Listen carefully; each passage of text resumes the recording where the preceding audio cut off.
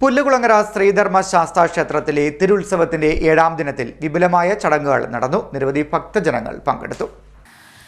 പുല്ലുകുളങ്ങര ശ്രീധർമ്മശാസ്താ ക്ഷേത്രത്തിലെ തിരുവുത്സവത്തിന്റെ 7ാം ദിനത്തിൽ വിപുലമായ ചടങ്ങുകൾ നടന്നു. കണ്ടല്ലൂർ വടക്ക് 1058 നമ്പർ NSS കരയോഗത്തിന്റെ ആഭിമുഖ്യത്തിലാണ് ചടങ്ങുകൾ നടത്തിയത്. രാവിലെ പള്ളി ഉണർത്തൽ 6 മണി മുതൽ 7 മണി വരെ ഉഷപൂജ, ശ്രീബലി, ശ്രീഭൂതബലി, 8 മണി മുതൽ ഉരുളിച്ച വരവ് എന്നിവ ഉണ്ടായി. അമ്പിത്തറയിൽ നിന്നും ഉരുളിച്ച വരവ് ആരംഭിച്ച് ക്ഷേത്ര സന്നിധിയിൽ എത്തിച്ചേർന്നു. തുടർന്ന് 8:30 എതിരേൽ പൂജ, നവകം, പഞ്ചഗവ്യം എന്നിവയും 9 മണി മുതൽ 10 മണി വരെ കാഴ്ച ശ്രീബലി നടന്നു. 10 മണി മുതൽ ഉത്സവബലി ഉണ്ടായി. ഉച്ചയ്ക്ക് 2 മണി മുതൽ കെട്ടുകാഴ്ച വരവ് നടന്നു. അമ്പിത്തറയിൽ നിന്നും കെട്ടുകാഴ്ച വരവ് ആരംഭിച്ചു. മുത്തുകുട, പഞ്ചവാദ്യം, താലപ്പൊലി, അയ്യപ്പരഥം എന്നിവ